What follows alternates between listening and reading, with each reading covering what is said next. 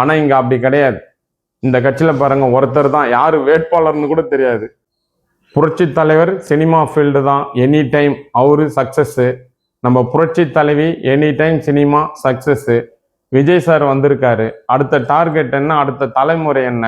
Vijay sir, உங்களுக்கும் ஒரு வேண்டுகோள் வைக்கிற முதலமைச்சருக்கு, என்ன மாதிரி தீவிர அதிமுக தொண்டனுக்கெல்லாம் பயங்கர ஆதங்கம், பயங்கர கஷ்டமா இருக்கு. ஏன்னா நீங்க எல்லா தலைவரும் போய் பார்த்தீங்க, எங்க எடப்பாடி ஐயாவை போய் பார்த்துருக்கோம். ஒரு சுனாமலையில எல்லாம் தாவறது. இப்போ கட்சிக்கு போனா அங்க ஏற்கனவே அந்த கட்சியில தொண்டருங்க இருப்பாங்க இல்லையா, அவங்களும் அந்த கட்சிக்காக வேலை பார்த்தவங்களும் இல்லையா இருப்பாங்கல்ல.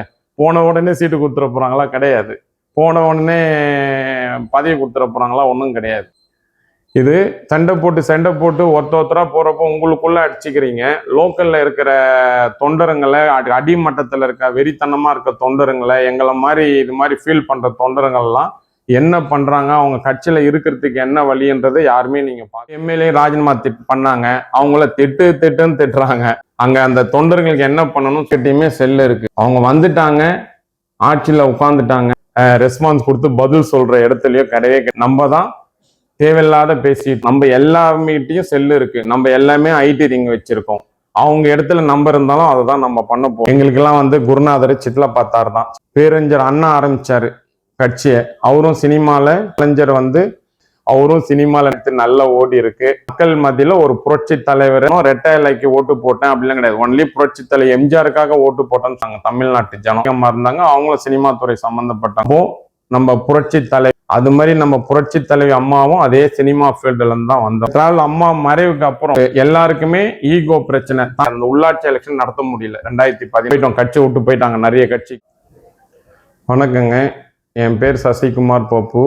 இப்போ ஒன்றியம் புறநகர் மாவட்டம் ஒன்றியத்தில் கழகத்தில் பொருளாளராக இருக்கேன்.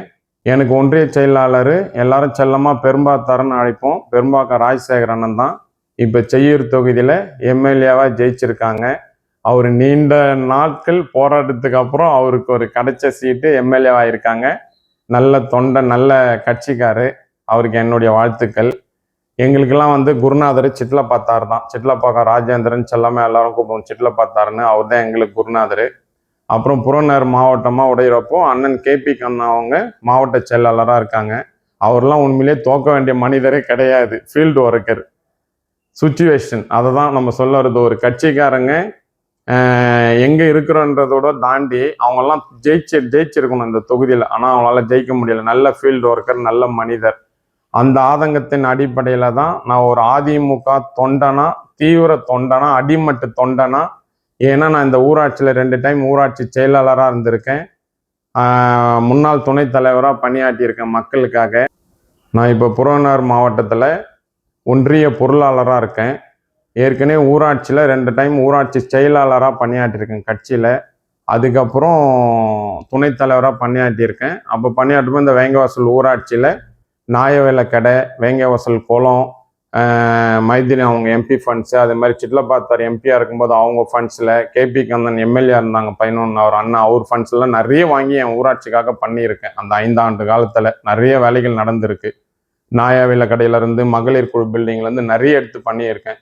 ஆனால் அதுக்கப்புறம் காலகட்டங்கள் அதை ஒன்று ஒன்றா சொல்கிறப்போ அது ஒரு அதிமுக தொண்டனா உண்மையிலேயே எங்களெல்லாம் தாங்கிக்க முடியல. வேற எங்கேயும் போகவும் முடியல விட்டுட்டு. ஏன்னா இந்த கட்சியில நம்ம ஊறிட்டோம். ஏன் ஊறணும்னு சொன்னோம்னா, இப்போ ஷார்ட்டா சொல்ல போனோம்னா, பேரறிஞர் அண்ணா ஆரம்பிச்சாரு கட்சியை. அவரும் சினிமால கதை, திரைக்கதை எழுதியிருக்காங்க. அவர் மறைவுக்கு அப்புறம் கலைஞர் வந்தாரு. கலைஞர் நம்ம எல்லாருமே செல்லமா, அதாவது அறிவாளி, பிரில்லியன்ட்டு எல்லாருமே பயங்கரமா பாராட்டுவாங்க அட்டன் டைம். ஏன்னா யாராவது ஒருத்தர் எது சொன்னா கூட அட்டன் டைம் பதில் சொல்லுவார். எழுதி வச்சுட்டு படிச்சுட்டு சொல்றவர் கிடையாது. அவரும் சினிமாவில் நிறைய கதை, திரைக்கதை எழுதி படம் எடுத்து நல்ல ஓடி இருக்கு. அவருக்கிட்ட இருக்கும்போது தான் நம்ம புரட்சி தலைவர் எம்ஜிஆருக்கும் அவருக்கும் நல்ல நட்பு. கட்சியில் அமைச்சர், எம்எல்ஏ எல்லாம் இருந்தாங்க. அவங்களுக்குள்ளேயும் மனசாபம் ஏற்பட்டு நம்ம புரட்சி தலைவர் தனியாக கட்சி ஆரம்பித்து ரெட்டை இலை சிம்பிள் கண்டுபிடிச்சி அந்த 3 டைம் ஆட்சி பிடிச்சாரு. ஆட்சி பிடிச்சதுக்கு காரணம், மக்கள் மத்தியில் ஒரு புரட்சி தலைவரை பிரிக்க முடியல. அது சினிமாவாக இருக்கட்டும், அரசியலாக இருக்கட்டும். அப்படி இருக்கும்போது 3 டைம் முதலமைச்சர் அவருக்கு கலைஞர் எதிர்கட்சியாக தான் வச்சுருந்தாங்க. அந்த 3 டைமும் முதலமைச்சரா இருக்கிறதுக்கு காரணம் ரெட்டை இலைக்கு ஓட்டு போட்டேன் அப்படிலாம் கிடையாது. ஒன்லி புரட்சித்தலை எம்ஜிஆருக்காக ஓட்டு போட்டேன்னு சொன்னாங்க தமிழ்நாட்டு ஜனம். அவர் மறைவுக்கு அப்புறம் சிறிய காலம் ஜானகி அம்மா இருந்தாங்க, அவங்களும் சினிமா துறை சம்பந்தப்பட்டவங்க தான். அப்போ நம்ம புரட்சி தலைவி இரும்பு பெண்மணி கலைஞரால கூட அவங்க எப்படி தனிப்பட்ட முறையில் கேட்டால் அவங்க இரும்பு பெண்மணி, அது மாதிரி எல்லாருமே நிறைய பேர் சொல்லுவாங்க. அது மாதிரி நம்ம புரட்சி தலைவி அம்மாவும் அதே சினிமா ஃபீல்டுலேருந்து தான் வந்தவங்க. வந்து என்ன பண்ணாங்க, 91ல் ஆட்சியை பிடிச்சாங்க, 96 வரைக்கும் ஆட்சி பண்ணாங்க. அந்த 5 ஆண்டு காலம் ஆட்சி நம்ம தமிழ்நாட்டு மக்களுக்கு பிடிச்சதோ பிடிக்கல 4 இடம் அவங்க இண்டிவிஜுவல் இதில் ஜெயிச்சுட்டு வந்தாங்க. அதோட நினைச்சிருந்தா இதோட இது அதிமுகவே காணாம போயிடும், இனி வரவே வராதுன்னு சொன்னாங்க. அதே மாதிரி தான் 96லேருந்து 2001 வரைக்கும் நம்ம சொல்ற பிரில்லியன்ட்டு அறிவாளித்தனமா செல்லமா அழைக்கக்கூடிய எல்லாரையும் கலைஞர்ன்றவர் ஆட்சி பண்ணாரு. எனக்கு தெரிஞ்சு என் வாழ்க்கை வரலாறுலேயே என் அனுபவத்திலேயே அவருடைய வாழ்க்கை வரலாறு அரசியல் அனுபவத்திலேயே அந்த 5 ஆண்டு காலம் சென்னை டு கன்னியாகுமரி வரைக்கும் செம்மன் ரோட்லேருந்து நிறைய வேலைகள் நடந்துச்சு உண்மையிலே. அப்போல்லாம் 2001 மக்கள் எலெக்ஷன் வரப்போ பேசுனது தான் மக்கள் பேசலை, கட்சிக்காரங்க டீ கடையெல்லாம் இனியே ஜேடிஎம்கே வராது, இந்த வாட்டியும் டிஎம்கே தான் வரும். ஆனால் புரட்சி தலைவி தன்னம்பிக்கையோட தைரியமாக கிளை செயலாளர், ஊராட்சி செயலாளர், பேரூர் செயலாளருக்கெல்லாம் சீட்டை கொடுத்தாங்க. 2001 ஆட்சியை பிடிச்சாங்க. எதிர்கட்சியாக கூட திமுகவில் வர முடியல, ஏன்னா பேசுனது அது மாதிரி. ஆனால் மக்கள் வாக்களிச்சது யாருக்குமே சைலண்ட் கில்லர்னு சொல்லுவோம், அது மாதிரி வாக்களிச்சாங்க. அதே 2001 2000 வரைக்கும் அம்மா சூப்பராக ஆட்சி பண்ணாங்க 5 ஆண்டு காலம். அதே மாதிரி பேச்சு தான் வந்து திருப்பியும் ஏடிஎம்கே தான் வரும். ஆனால் விஜயகாந்த் சார் அவரும் சினிமா ஃபீல்ட்லேருந்து வந்தவர் தான், அவர் கட்சி ஆரம்பித்தார், திமுக தான் ஆட்சிக்கு வந்தது. மைனாரிட்டி ஆட்சின்னு 5 ஆண்டு காலம் ஆண்டாங்க. உண்மையிலே விஜயகாந்த் சார் கட்சி ஆரம்பித்து வரலன்னாலும் திமுக தான் ஆட்சிக்கு வந்திருக்கும். ஆனால் திருப்பி மைனாரிட்டி ஆட்சின்னு அந்த 2011 திருப்பி அம்மா ஆட்சியை பிடிச்சாங்க. 5 ஆண்டு காலம் சூப்பராக ஆட்சி நடத்தினாங்க. 2016 234 தொகுதியிலே ரெட்டலை நின்றுச்சு. அதனால தான் 134 இடம் நம்ம வந்ததுக்கு காரணமே அதே திமுக எந்த 89 எதிர்கட்சியாக இருந்ததோ அந்த 2016 எதிர்கட்சியாக கொண்டு வந்த பெருமையும் அம்மாவுக்கு உண்டு 2016. ஏன்னா 230 லெட்டர் நின்னால்தான் திமுக எதிர்கட்சியாக இருந்து உட்கார வைக்கிறாங்க.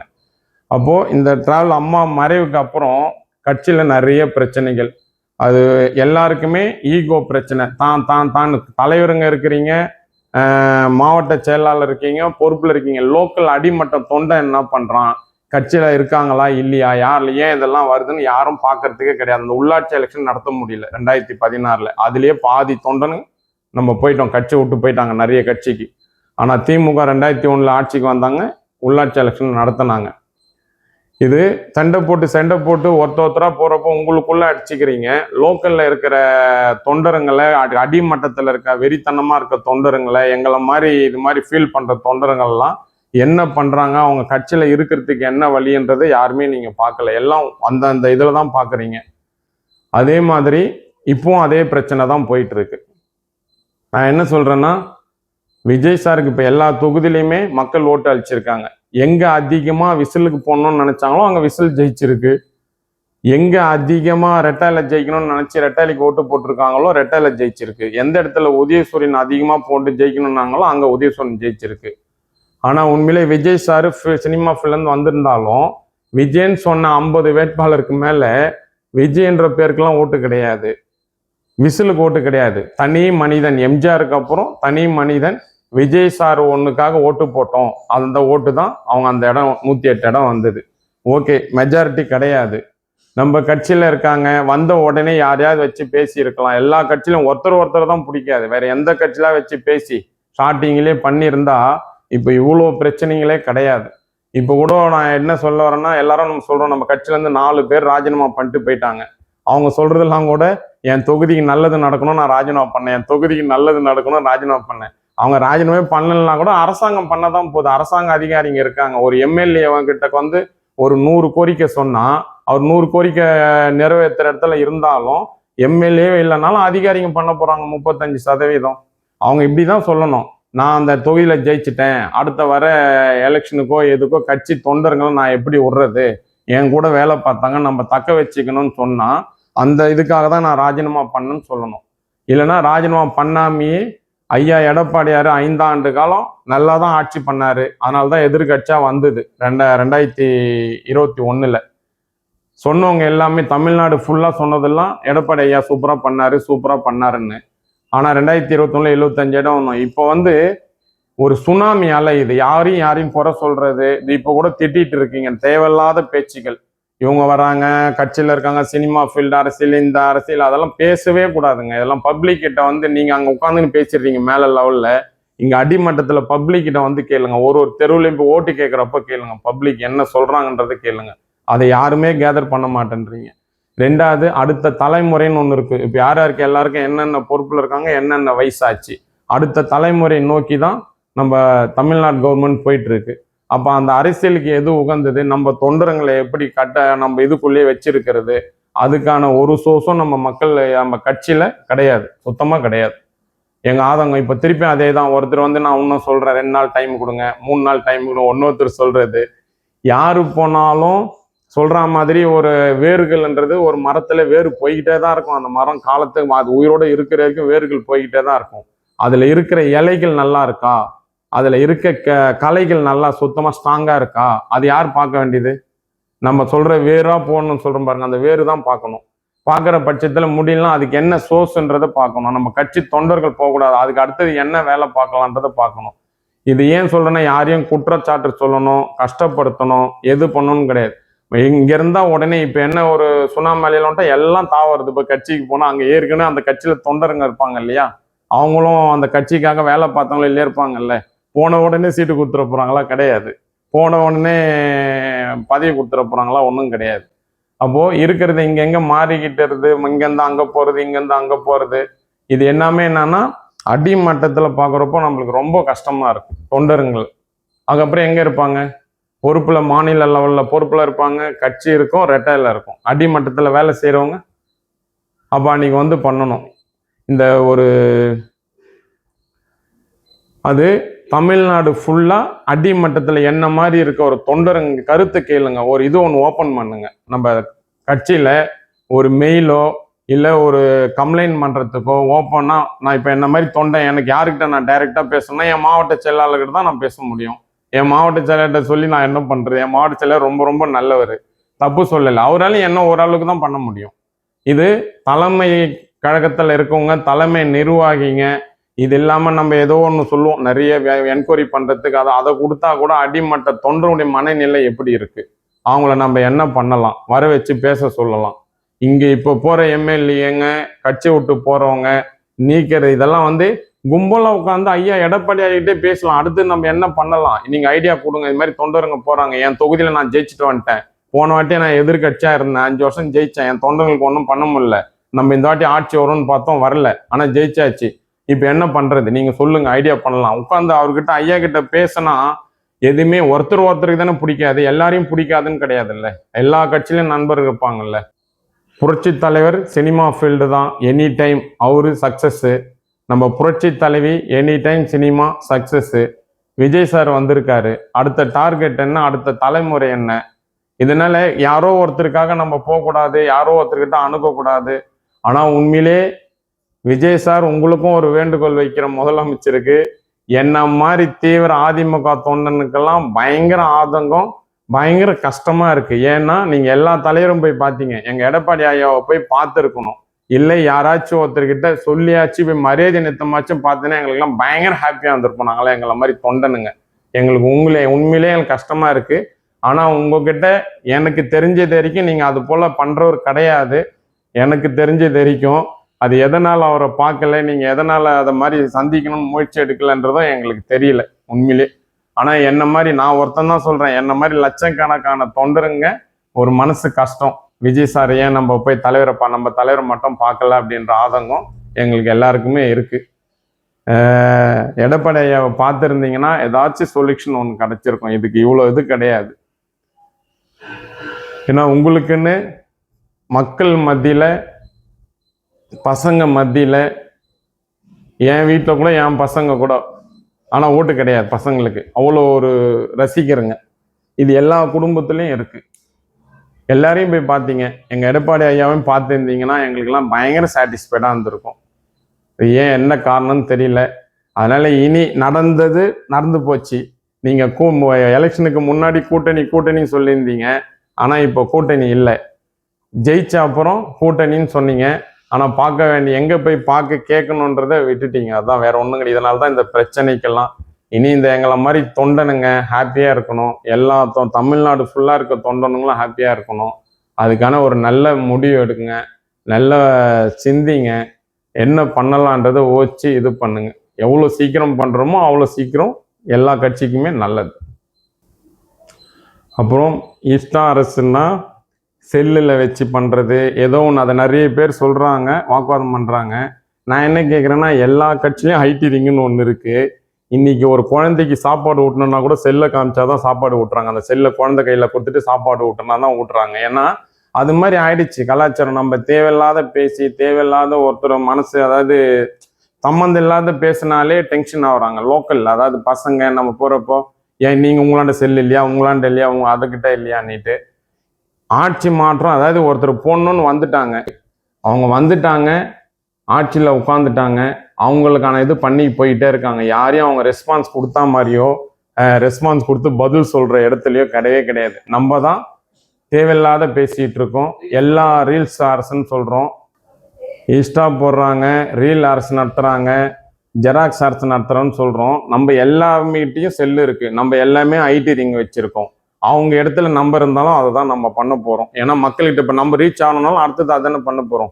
இது எப்படி சொல்கிறதுன்னா, இப்போது நம்ம எம்எல்ஏ ராஜினாமா பண்ணாங்க, அவங்கள திட்டுன்னு திட்டுறாங்க. எதுக்கு திட்டணும்? அவங்களுடைய பயம். பாடம் 5 வருஷம் இருந்துட்டாங்க, இந்த 5 வருஷம் அவங்க போராடி இருக்கணும். ஆனால் போய் ராஜினாமா பண்ணதோ ஒன்றும் போய் சேர்ந்தது முழுக்க தப்பு. அங்கே அந்த தொண்டர்களுக்கு என்ன பண்ணணும்னு சொல்லி ஐயா எடப்பாடி நம்ம தலைவர் யாரோ அவர்கிட்ட உட்காந்து கேட்டிருக்கணும். அவங்க கேட்கல. கேட்டிருந்தாங்கன்னா மொத்தமாக சேர்ந்து கேட்கணும். நம்ம தாய்கிட்ட என்ன அடம் பிடிச்சா, தாய் எப்படி இருந்தாலும் ஒரு நாள் வேணான்னுவா, 2 நாள் வேணான்னுவா, 3ஆவது நாள் வாங்கி கொடுத்து தான் ஆகணும். அது மாதிரி அடம் பிடிச்சிருக்கணும். ஆனால் நீங்கள் யாரும் அடம் பிடிக்காம அந்த இதை சொல்லிட்டு நான் தொகுதி மக்களுக்கு தான் பண்ண, எம்எல்ஏனாலும் பண்ண போகிறாங்க. அடுத்தது இது என்னன்னா, இப்போ ஒரு டிபார்ட்மெண்ட் ஸ்டோர் நம்ம ஓப்பன் பண்ணுறோம். அது மாதிரி தான் ஒருத்தவங்க ஓப்பன் பண்ணி வச்சிருக்காங்க. அந்த டிபார்ட்மெண்ட் ஸ்டோர் க்ளோஸில் இருந்ததுன்னா யாரும் போக மாட்டாங்க. ஓப்பனில் இருந்துச்சுன்னா எல்லாம் போய் வாங்க தான் செய்வாங்க, எல்லாம் போக தான் செய்வாங்க கடைக்கு. நீங்கள் வராத, வாங்க வேணாம்னு சொல்கிற இடத்துல யாரும் கிடையாது. ஏன் அங்கே போய் வாங்கணும் அந்த டிபார்ட்மெண்ட் ஸ்டோரில்? ஏன் அந்த கடைக்கு மட்டும் போய் வாங்குறாங்க? அது மாதிரி தான் இது.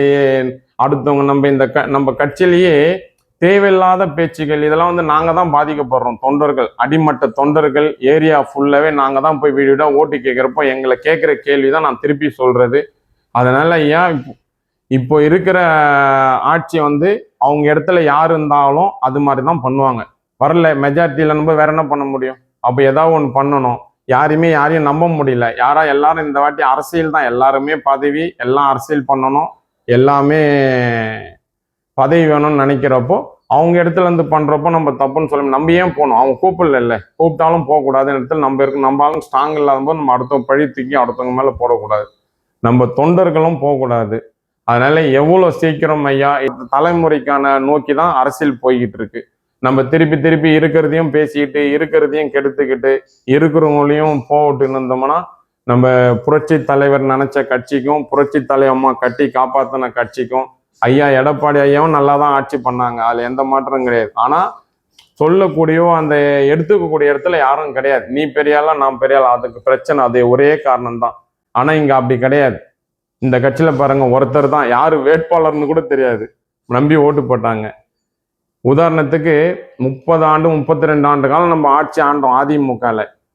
அம்மா என்ன பண்ணாங்க? இந்த கட்சியில தான் முன்னாள் எம்எல்ஏ, முன்னாள் மேயர், முன்னாள் எம்பி நிறைய பேர் இருப்பாங்க, வேற எந்த கட்சியிலும் இருக்க மாட்டாங்க. இப்போ திமுகவை எடுத்துக்கிட்டீங்கன்னா எனக்கு தெரிஞ்சு, நான் சொல்றது கரெக்டா இருந்தா 13ல இருந்து 16 பேர் அதிமுகல இருந்து போய் இப்போ எம்எல்ஏ ஜெயிச்சு அங்க இருக்கிறாங்க.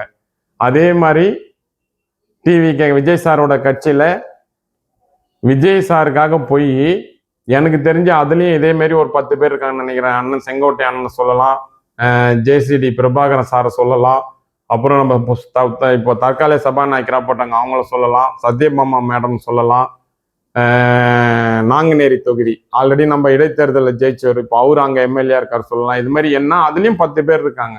அப்போ இது ஒரு 16 10 25 30 எம்எல்ஏ நம்ம கட்சியில இருந்து தான் மீதி இந்த கட்சியிலலாம் இருக்காங்க.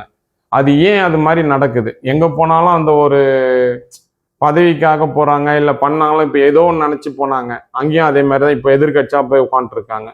அதனால எப்படி இருந்தாலும் மக்கள் மத்தியில இப்ப பேசுற பேச்சு என்னன்னா, ஒரிஜினல் அதிமுக உங்களாண்ட இருக்குப்பா, ஜெராக்ஸ் அதிமுக ஆட்சி நடத்திட்டு இருக்காங்க. நீ ஏன் இங்க எல்லாம் ஒன்று சேரக்கூடாது? ஏன் அவங்ககிட்ட போய் ஒன்னா பேசி என்ன பண்ணி அவரு இப்போ இனிமே வந்திருக்காரு இல்லையா, அந்த கட்சி வந்து சினிமா ஃபீல்ட்லேருந்து வரவங்களுக்கான கட்சி தான் அது அப்படின்னு ஒன்னொன்று நிறைய நான் சொல்லலாம். என்னால் பேச முடியல நிறைய. என்னோட இப்போ ஆதங்கம் தான் நிறைய. நாளைக்கு இந்த தமிழ்நாடு ஃபுல்லாக நான் சொல்றது யாரையும் புண்படுத்தணும், நோக்கடிக்கணும், கஷ்டப்படுத்தணும் என்றும் எனக்கு கிடையவே கிடையாது. நான் எதார்த்தமா இருக்கிற நேச்சர். நான் என் வில்லேஜில் இருக்கேன்னா வில்லேஜில் என்ன நடக்குது, வில்லேஜில் என்ன சொல்கிறாங்க, நான் அதை தான் பேசுகிறோம். இப்போ எல்லாரும் பேசலாம். அந்த மாவட்டத்தில் ஒருத்தருக்கானா மாவட்டத்தை தட்டி தூக்கிட்டு வரேன்னு சொல்லலாம், யாராலையும் முடியாது, அங்கேயும் முடியாது. ஏதோ ஒரு சுனாமி அலை வந்தது, அதில் நிறைய பேர் மாட்டிக்கிட்டாங்க, போயிடுச்சு. அதுக்காக நம்மளை குறை சொல்லிக்கிட்டு இங்கே போயிட்டு இதை உடச்சிட்டு இது மக்கள் மத்தியில் வந்து ஒரு திருப்பியும் அதில் இருக்கிறதுன்றது நம்மளுக்கு போய் நிற்கணும் போது கேட்க முடியல. மக்கள் மத்தியில் ஒரு மாதிரி கேள்வி கேட்குறாங்க. திமுகலாம் அந்த பிரச்சனையே கிடையாது. இங்கே தான் அது மாதிரி இருக்குது. அது எப்படி பழமொழியும் தடி கேத்தவங்களாம் தண்டல்காரன், வில்லேஜில் நம்ம பழமொழியில் நிறைய சொல்லுவோம், தடி எடுத்தவங்களாம் தண்டல்காரன்னுட்டு. தனபால் அண்ணன் நீண்ட நாள் கஷ்டப்பட்டு இருந்தாரு, அவருக்கு இப்போதான் எம்பி கொடுத்துருக்கீங்க. ஓகே, அதெல்லாம் வந்து அது மாதிரி ஒருத்தவங்களை நம்ம கொடுத்து உருவாக்குறோம்னு சொன்னால் அவங்க அந்த கட்சியை உருவாக்கணும், கட்சி தொண்டர்களை உருவாக்கி பார்க்கணும். அப்போதான் நம்ம கட்சியும் பலமாக இருக்கும். அப்படி ஒன்றும் நம்ம இந்த வாட்டி ஓட்டெல்லாம் குறைஞ்சி போயிடல, ஏதோ ஒன்று சுனாமி அலை மாதிரி. அதனால் விஜய் சாரும் சின்ன வயசு தான், எல்லாம் ஒன்று சேர்ந்து நடத்துறதா என்ன பண்ணுறன்றது கொஞ்சம் சீக்கிரம் முடிவெடுத்தீங்கன்னா நம்ம கட்சியில் எல்லா தொண்டர்களும் ஸ்டெடியாக இருப்பாங்க. ஃபர்ஸ்ட்டு நம்ம திட்டுறது, இந்த கிண்டல் அடிக்கிறது அதை விட்டுடணும். நம்ம கட்சி வேலையை அடுத்தது என்ன பண்ணலாம், அதுக்கான சோர்ஸ் என்ன, உட்காந்து பேசி தொண்டர்களும் போகக்கூடாது. வருங்காலத்தில் அதுக்கேற்ற நல்ல முடிவு எடுப்பீங்கன்னு நான் வேண்டி தாழ்மையோட கேட்டுக்கொள்கிறேன். நாட்டுக்காக உழைப்பதற்கே அண்ணா பிறந்தார், பொது நலத்தில் தானே நாள் முழுக்க கண்ணாயிருந்தார்.